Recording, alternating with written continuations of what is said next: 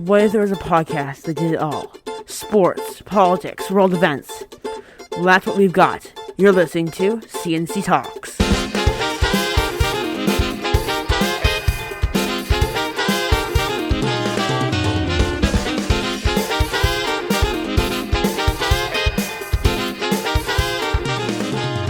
Hello, I'm Colin. And I'm Charlie. And welcome to episode 26 of the C&C Talks podcast. Just a reminder, as we do every week, we talk about politics, world events, and sports. It is currently Monday, December 5th, 2022, at about 9 p.m. Pacific time. And coming up on this episode of the podcast, we're going to talk about Kanye West's anti-Semitic comments, Trump's calls for suspending the Constitution, the changes currently going on in the Democratic Party, as well as the World Cup, college football, NFL, the MLB offseason, and a whole lot more, Charlie. Let's dive right into it.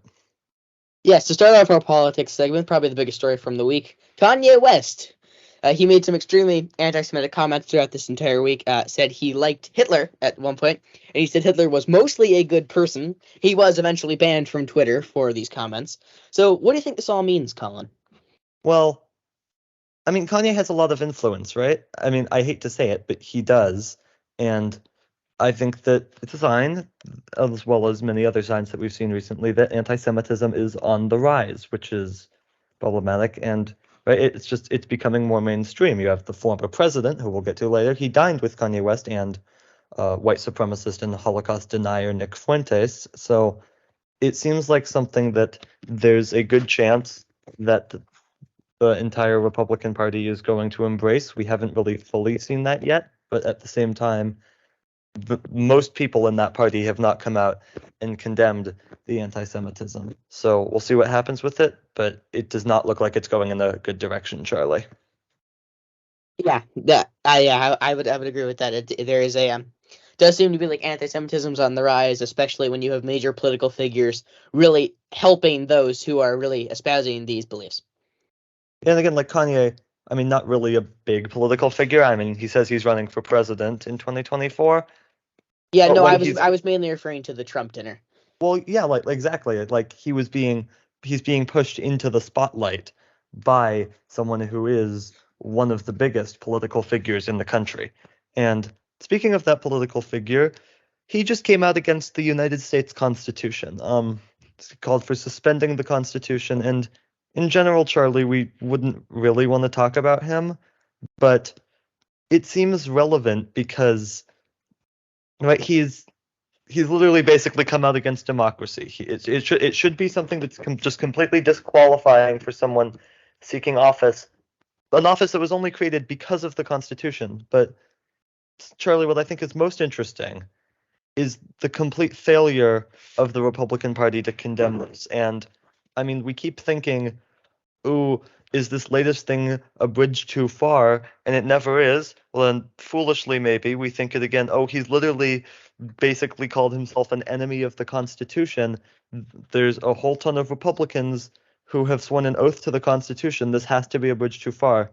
No, none of them have said anything to condemn it.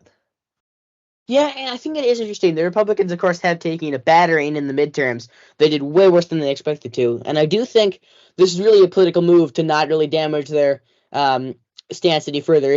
If some Republicans do condemn Trump, they'll either be attacked by their own party for that, or it will really split the Republican Party between the really Trump-backed Trump loyalists and the other, I would say, smaller chunks of the Republican Party. But they, at the current time, they really do not want to split their party in any way. Yeah, I mean, I feel like though they're getting the wrong message from the midterms, right? They were rejected despite Biden's low approval rating because they're seen as just super extreme, and the message that they got from that is let's get even more extreme. And again, like foolishly maybe we thought that they wouldn't do that, but they're continuing to prove that they will continue to get more and more extreme. And yeah, that's ultimately a loss for America. I do also want to add, though, with the midterms, I remember in our midterm really special episode a few weeks ago, we were saying that, yeah, the Trumpian candidates didn't do very well. But honestly, they didn't do that badly. A few tenths of a percent either way, and we have a completely different story. They didn't lose by that much, and they didn't lose by as much as they probably should have, which I think exactly. Like they should have gotten like 2 or 3% of the vote if you're coming out basically against democracy. Instead, right, we can say, "Ooh, they lost," but they're still getting like 45% of the vote. That should scare people, Which is a concern, because if Biden's approval rate drops any lower, we could see these people maybe even start to win those races. including potentially a race for president. Of course, Trump has announced his run for president again, and that seems unlikely to happen, but you never know. Moving on, Alex Jones has filed for personal bankruptcy. Charlie, tell us some more. Yeah, Alex Jones, the host of InfoWars, InfoWars had already filed for bankruptcy, but this is him personally filing for bankruptcy due to the fact that he owes $1.5 billion to families of the kids killed in the Sandy Hook massacre. Yeah, This was a defamation case that was resolved, and that's why he owes all that money. yeah. Moving on, the Democrats, we mentioned at the top of the show, they've made some big changes to their party. The first of that is in the House of Representatives, where they have elected new House leadership. Of course, Nancy Pelosi, currently the Democratic leader, followed by Steny Hoyer and then Jim Clyburn, all roughly 80 years old. But they have a new top three leaders in the party. The first is Hakeem Jeffries. He's now the Democratic leader, replacing Pelosi, who has held that role for 20 years. He's also the first person of color to lead a party in Congress. He's currently the chair of the House Democratic Caucus.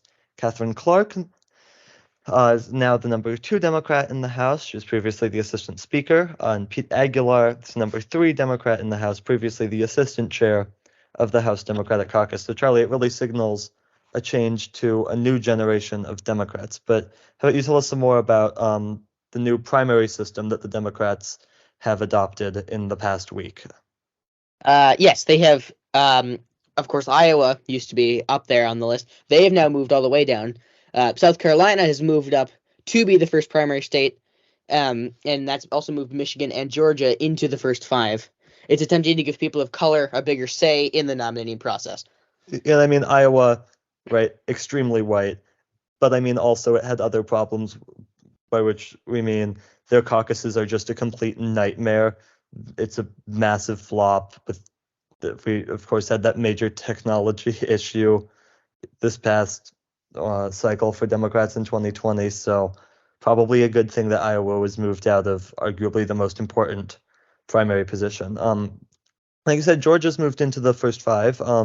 Some other big stuff happened in Georgia today, Charlie, where there's a big Senate runoff.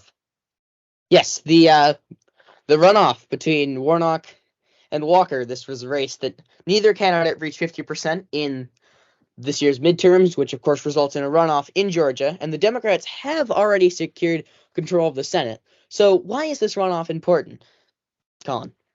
Yeah, so I think that there's a few reasons. The first is like the actual candidates, right? Is you don't have to vote just based on your party. Right? It matters. Like, do you think that Raphael Warnock would better represent you in the Senate, or do you think that Herschel Walker would better represent you in the Senate? So it's not just a party thing.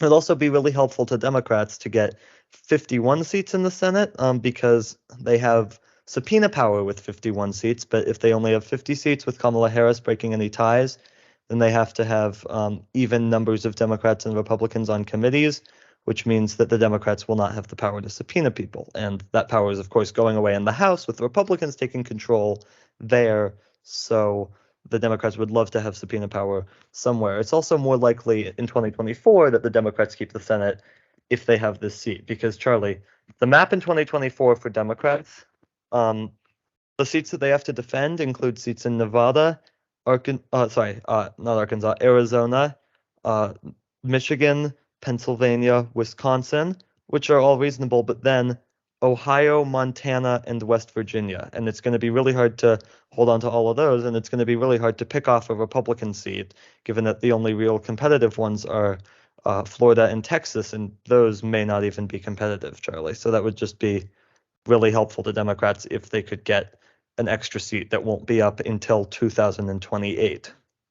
Yeah, that is very, very useful. Though I did want to add one when you were talking about those Senate races for the 2024 cycle.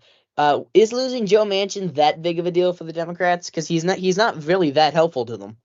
I mean, I think that he is more helpful than people give credit for. I mean, right, if Joe Manchin was not in the Senate this past term, or really if he was a Republican, if he had switched parties to the Republican Party, but the Democrats would not have been able to pass the Inflation Reduction Act. They would not have been able to pass the American Rescue Plan. They would not have been able to pass their big infrastructure bill. They would have not been able to confirm Ketanji Brown Jackson to the Supreme Court. So these are all big things that having the Senate majority is actually really helpful for. So as frustrating as Joe Manchin was, he was actually very helpful to the Democratic Party this Senate term, and the same can be said about Kirsten Sinema in Arizona.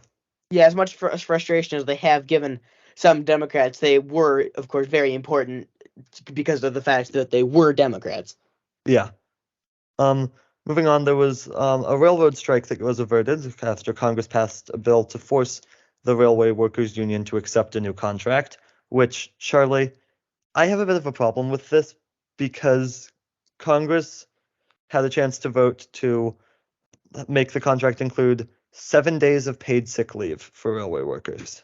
And they couldn't do that. They're not allowed to get paid sick leave. And members of Congress, they have paid sick leave, right? But they're voting against railway workers getting paid sick leave. It's just frankly disgusting. However, the good news though out of this is that a railroad strike would have created a massive economic problems. Of course, the supply chain still sluggish from the pandemic. This would hugely damage the supply line in the U.S., which would cause major problems for our economy. Yeah. So ultimately, good that there wasn't a strike, but also, I feel like the railway workers deserve a lot better, and these companies are frankly disgraceful. Some criminal news. The Oath Keepers, some of their leaders have been convicted of crimes. Stuart Rhodes, another Oath Keeper, convicted of seditious conspiracy, which is up to 60 years in prison. Rhodes and other Oath Keepers also convicted of lesser crimes, all related to the conspiracy to overthrow the government on January 6th. And I think, Charlie, what's really important about this is it's really the first time in court that anything has been, that it's like been proven that there was a conspiracy, that it didn't just happen spontaneously.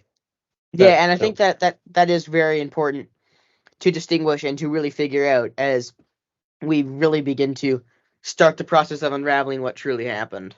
And of course, the January 6th committee in the next month is going to release their final report, as well as a list of criminal referrals that they're going to make to the Department of Justice. So it seems like we are about to find out a lot more about what actually did happen on that day, or maybe more importantly, what happened in the days leading up to it.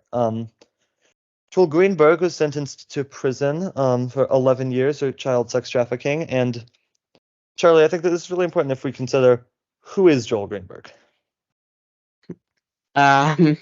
Yeah, he is the former Seminole County tax collector, and he's an associate of Congressman Matt Gaetz. And actually, Gaetz also happens to be under investigation for child sex trafficking, and Greenberg has cooperated with the investigation. So it could be bad news for Matt Gaetz. Yeah, who's already under some fire. For many reasons, including January 6th. He's apparently asked for a pardon for January 6th, as well as any and all crimes, which is definitely something that you say when you're innocent. What do we know about Vladimir Putin, Charlie? Yeah, in rather big world news, Vladimir Putin has taken a fall. He allegedly fell down the stairs in his house and soiled himself. This comes amid many questions about his health as the war in Ukraine continues. Yeah. Now, before we move on to sports, let's talk a little bit about what's coming up on the C&C Talks podcast. Because Charlie, this is our third to last episode of the year. An episode today, week from today, and the following week, and then we'll be back in 2023. And so, coming on the end, of course, we still have C&C 5 episodes coming out several times a week. And more after hours will be coming soon. More after hours coming out. Bloopers will be released on the final day of 2022 before at the beginning or starting in 2023 we're only going to have bloopers come out every 3 months. You are listening to the C&C Talks podcast. Thank you so much for listening. Let's move on to sports, and we'll start with the World Cup, Charlie. Yes, the World Cup is underway. The group stage has now ended. So let's get right to it. Group A, the Netherlands easily won that group, and Senegal beat Ecuador in a thriller to advance them, past them to the knockout stage. In Group B, England easily won by beating Wales, and the U.S. won a close battle against Iran to pass them and get the U.S. into the group stage, into the knockout stage. In Group C, Argentina won with a win over Poland, but Poland sneaks past Mexico due to goal differential. This almost came down to the fair play tiebreakers. It was the first time since 1978 that Mexico did not make it out of the group stage. In Group D, France won the group despite a loss to Tunisia, and Australia beat Denmark in advance of the knockout stage. However, they have already been eliminated. In Group E, Spain lost to Japan, and they won the group, but they beat both Spain and Germany, but weirdly lost to Costa Rica. Germany beat Costa Rica, but failed to make it through on goal differential against Spain. And Germany hasn't made the past the group stage in each of the last 2 World Cups. And of course, they won the World Cup in 2014. So go win. Didn't make it past the group stage. Didn't make it past the group stage. And in Group F, Morocco won the group, and Belgium was sent home. Croatia moved on. Belgium was the number 2 ranked team in the world. Yeah, shocking. In Group G, Brazil just lost to Cameroon, but managed to get through, and Switzerland beat Serbia to advance as well. And finally, in Group H, Portugal easily won that group, and South Korea moved on over Uruguay after beating Portugal. Yeah. Meanwhile, in the round of 16, 6 of the matches already completed. So Netherlands beat the USA 3-1. Argentina beat Australia 2-1. France beat Poland 3-1. England beat Senegal 3-0. Croatia beat Japan 1-1 on penalty kicks after Japan had, I believe it was 3 goals blocked in penalty kicks. It was. And Brazil beat South Korea 4-1. Meanwhile, Spain and Morocco and Portugal, Switzerland are still to play. But Charlie, what's coming up in the quarterfinals this weekend? So we have the Netherlands and Argentina, France and England. That's going to be a great game. Brazil and Croatia, and the winner of Morocco-Spain will play the winner of Portugal-Switzerland. All right. Meanwhile, it was championship weekend in college football where all 10 conferences decided their champions. So let's get right to it. We'll start with the group of 5 in Conference USA, where UTSA beat North Texas. The MIC, Toledo beat Ohio. In the Sun Belt, Troy beat Coastal Carolina. In the Mountain West, Fresno State beat Boise State. And in the AAC, Tulane beat UCF. Let's move on to the Power 5 conferences. We'll start with the Pac-12, where Charlie, USC was upset, and this likely kicked them out of this is likely what ended up kicking them out of the playoff. They've lost now just twice this year, but both of those losses to Utah. Yeah, it's really unfortunate for USC. They were USC. They were looking like a pretty much if they got past Utah, there was nothing stopping them to make it to the playoffs. But that loss and they're out. Yeah. Well, in the Big 12, Kansas State beat TCU, which TCU is still getting through the playoff despite that loss. Meanwhile, Georgia beat LSU in the SEC championship game. The ACC, Clemson beat North Carolina. Clemson may have actually had a shot at the playoff, but just had a really, really bad loss to South Carolina to end those hopes. And in the Big 10, Michigan beat Purdue. So the college football playoff, in the Peach Bowl, it's going to be Georgia versus Ohio State, and in the Fiesta Bowl, it's going to be Michigan versus TCU. So, Charlie, I want to know, do you think that the committee got it right? I would say yes. The biggest debate that I've been hearing is that Ohio State should have been moved up to number 3 and TCU should have been 4. But I think the committee got it right here. I think TCU's loss wasn't great, but they did lose in overtime in a really close game, and Ohio State had a really bad loss to Michigan in their last game. So I think what the committee did was fair. Yeah, but you do think that it was the correct 4 teams, that Alabama definitely should not have snuck in there? Yeah, no, these were the correct 4 teams. Okay. The other New Year's 6 bowl games, start with the Rose Bowl. That'll be Utah versus Penn State. Sugar Bowl will be Alabama versus Kansas State. Orange Bowl will be Tennessee versus Clemson.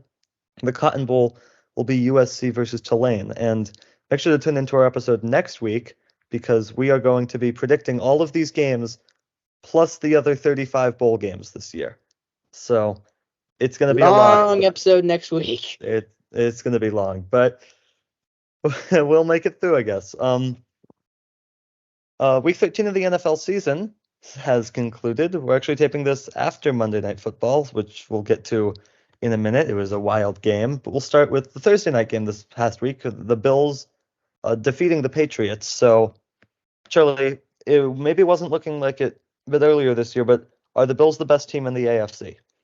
I would say yes. They had that shaky stretch on the road, but I think they're starting to come back into it. They had a good win against the Patriots.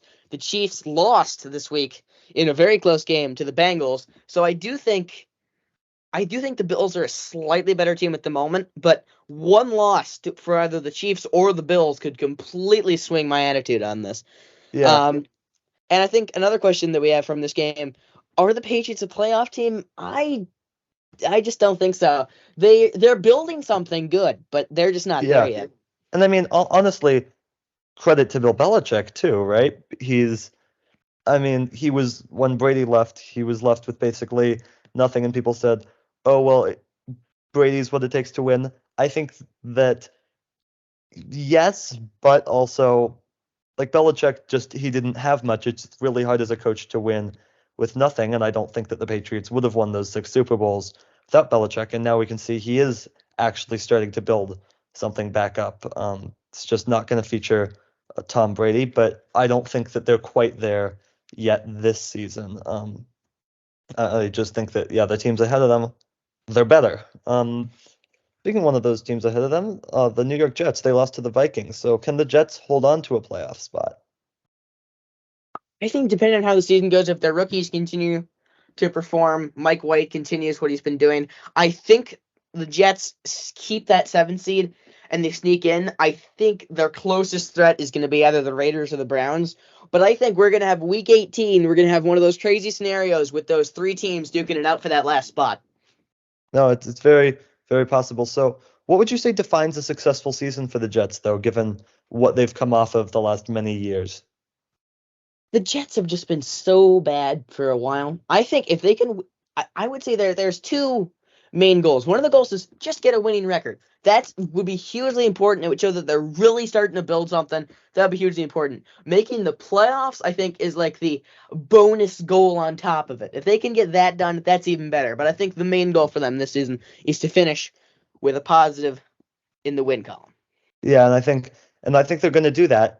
And I think that one of the problems for the Jets in past years is that they just haven't been patient, and it's really hard to be patient if you're in a New York market where you have all that money. But ultimately, this time, it seems like actually tried to follow through with some sort of rebuild, and it seems like it's working. I think that they're potentially a quarterback away from being an elite football team. Well, the Commanders and the Giants tied. What are your thoughts, Charlie, on this playoff race? This is going to be close. I think the Commanders are rising and the Giants are falling. They've just looked terrible in their last few games. This game, they kept it closer than I think a lot of people are expecting. They did a lot better than they have in their previous games.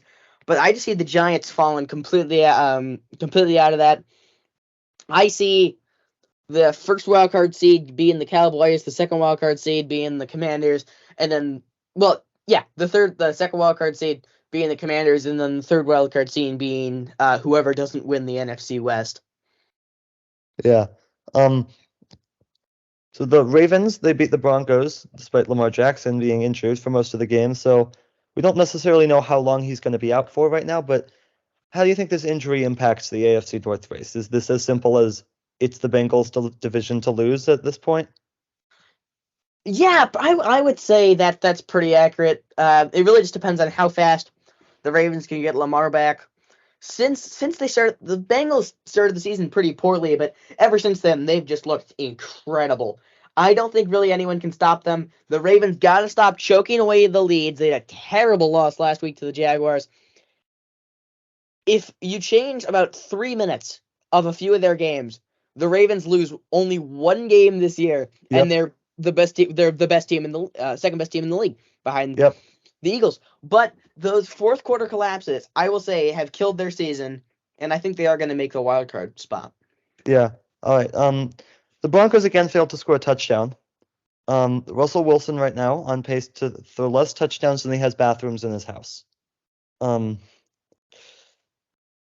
What's the Broncos' path forward? Because there does not seem to be a way out right now.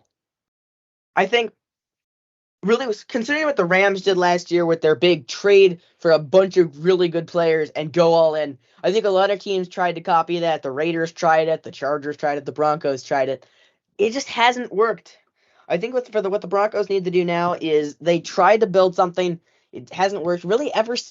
They've been trying to rebuild that team for a while, but I would say it's time to see what draft picks you can get for Russell Wilson, and it's time to start rebuilding.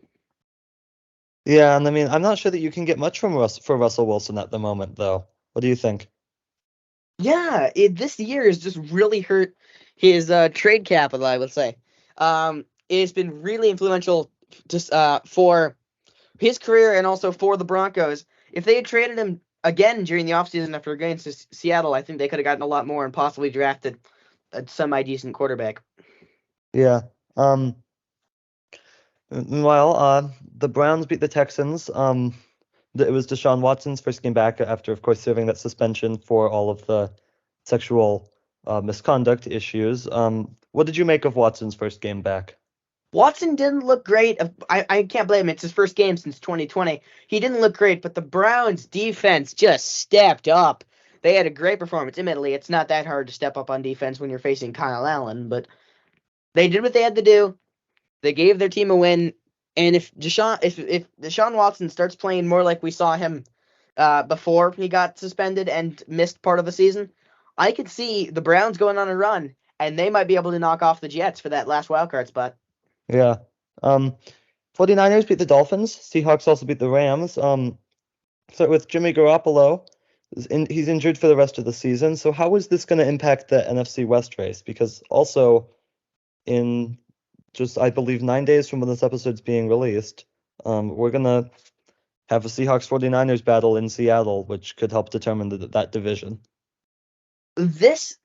All I'll say is both teams are pretty good. I think the Niners are definitely the better team. They have absolutely elite defense and a very good offense too, with all the weapons that they have. I think it's going to be close. It really depends on how well their rookie quarterback, 7th round quarterback, shall I say, can perform. We'll see how he does, and I think that will really affect how well the team does. And I will say that matchup in just a week and a little bit here is going to decide the division. It's going to come down to one game. Yep. Well, the Bengals, as we mentioned earlier, they managed to defeat the Chiefs again. What are your thoughts on this one? This is the third time in a calendar year. So, third time in a calendar year this has happened, and this is ridiculous. Third time in 365 days that they've done this. I'm getting the feeling that Patrick Mahomes may never beat Joe Burrow. There's just that happens sometimes in sports. There's that one team that you just can't beat, and I think that we may have found it. Yep. The Raiders beat the Chargers. So, why do you think the Chargers are struggling? Is it just injuries, or is there something more? I think it's mostly injuries. They showed sparks at some point in the season, shall I say, because the Chargers, but they've shown that they can be a good team. They've had a very injury-riddled season, and I think they've really underperformed considering who they signed, considering who they have a quarterback, obviously, with Justin Herbert and all the weapons they have around him. But yeah, it's definitely been a disappointing season, but I do expect them to bounce back next year. So do you think that they can still make the playoffs this year? No. Or is it just time? It's time to focus on next year? Yeah, it is. And well, the Raiders are hot, though. Can they still go on a run, or is it too late? I think they're about 2 games too late. I think they're going to run out of steam just at the end, but I think they're going to finish a lot better than how a lot of people are expecting them to do. I think they're just barely going to miss out. Though I could be wrong. I've been wrong almost every single week so far this season with the chaotic season this has been. So who knows? We may be seeing the Raiders making a run in the playoffs in just a few short weeks. And they kind of also remind me of the Ravens this year, in which they could be a lot better, but they've blown a lot of games that they really should have won, and that's ultimately going to cost them, I think. Well, the Buccaneers, they beat the Saints in just an epic game. So how far can the Buccaneers go in the playoffs? Because it's looking more and more like they're going to get there. Well, if they make it in, they're the 4 seed. Yep. They play the Cowboys. Likely, yes. They are not going to do that. They are going to lose. To the Cowboys in the playoffs? Yes, who the Cowboys then are immediately going to choke in the next round. Okay, that's fair. Some other scores this week: the Steelers beat the Falcons, Packers beat the Bears, the Lions beat the Jaguars, the Eagles beat the Titans, and the Cowboys beat the Colts. But maybe the biggest news of the week was actually from a team that did not play, was the Panthers. They released Baker Mayfield. What are your thoughts on that? I think it was the right move. They have 3 quarterbacks that are somewhat equal, I would say. PJ Walker, Darnold, and Mayfield. You don't need all 3 of them. I think it was the right move to release him, and I do think he is going to get picked up most likely by the 49ers. Yeah, I was going to say the 49ers also for a team that could pick him up, which they need a quarterback for the rest of the year with Lance and Garoppolo out, but it would seem to be a short-term thing, and I'm really starting to wonder what Baker Mayfield's future in the NFL is. I think that he's really just a bust, which is amazing to say given that he was the number 1 overall pick. Yeah, and with him moving from the Panthers to possibly the Niners, Christian McCaffrey's escape plan may be foiled. It's true. On to the MLB offseason. We'll get to some free agents in just a sec, but first, Fred McGriff was elected to the Major League Baseball Hall of Fame by the Committee of Former Players. Of note, Curt Schilling, Barry Bonds, and Roger Clemens were all, again, denied entry to the Hall of Fame by a not particularly close margin. And I think it means something when their peers, as opposed to writers, basically say, yeah, we don't want you in here. Move on to some contracts, though. Jacob deGrom signs with the Rangers for 5 years. Charlie, what does this mean for the Rangers? I think this is really going to help the Rangers overall. Of course, you get an absolute elite pitcher. They are paying him quite a bit, though, and I think that that is really going to affect how much they can really spend on other positions. But I just don't think it's enough. They really needed to fix more of their issues before signing a huge guy like this. I think they would have done better signing a couple of at least 2 or 3 pretty good players than an elite pitcher. Because an elite pitcher and an absolutely abysmal offense and an abysmal defense is going to get you nowhere. Exactly. Like, you can't just put in a ton of money to 2 or 3 players, because unlike some other sports, like, say, the NBA, 2 or 3 players is just not enough to win and much of anything, really. Yeah, if you spread that $250 million out over 2 or 3 better other players, not better than deGrom, because I don't think you can get very many pitchers better than that, but a couple other positions, fill in more holes, and maybe get a slightly worse pitcher, I think that would work better for them overall and in the long run than signing the elite pitcher that is Jacob deGrom. But we'll see how that ends up going. Yeah, I completely agree. There's also, I feel like, some question marks surrounding deGrom's health. The Mariners, they've traded for Colton Wong. The Brewers get back Jesse Winker, Abraham Toro. Justin Verlander signed with the Mets, which is their replacement for deGrom, for 2 years, second highest average annual value ever, behind now Verlander's teammate Max Scherzer. And Trey Turner signs with the Phillies. First big shortstop off the table. There's still Dansby Swanson, Carlos Correa, and Xander Bogaerts available. This has had some huge impact to an already very good Philadelphia Phillies lineup, who just made it to the World Series. They're hoping to make it look like it's not a fluke. But Charlie, are the Phillies even favored in the NL East? I don't know. I think we're going to have some really great showdowns between them and the Mets, but it's the Mets. And the Braves. And the Braves. The Braves are going to be good, too. I think that's going to be a good division. The Marlins aren't going to go anywhere, but at least we might have 3 competitive teams. Yeah. F1, Charlie? Yes, and I have a small F1 mini update. The Chinese Grand Prix has been removed from the 2023 schedule due to COVID issues. I don't know very much about it, but I'm going to look more into that for next episode. But the 2 tracks that are most likely going to be rumored to be joining the grid in their place is Portimao in Portugal and Istanbul Park in Turkey. One of those 2 tracks will be selected, or they'll do what they did this year for Russia and just remove it from the calendar entirely. Yep. And to close out our episode, a former NFL player, Antonio Brown, has been arrested for domestic abuse, and involved in the arrest, there was an armed standoff with police, Charlie.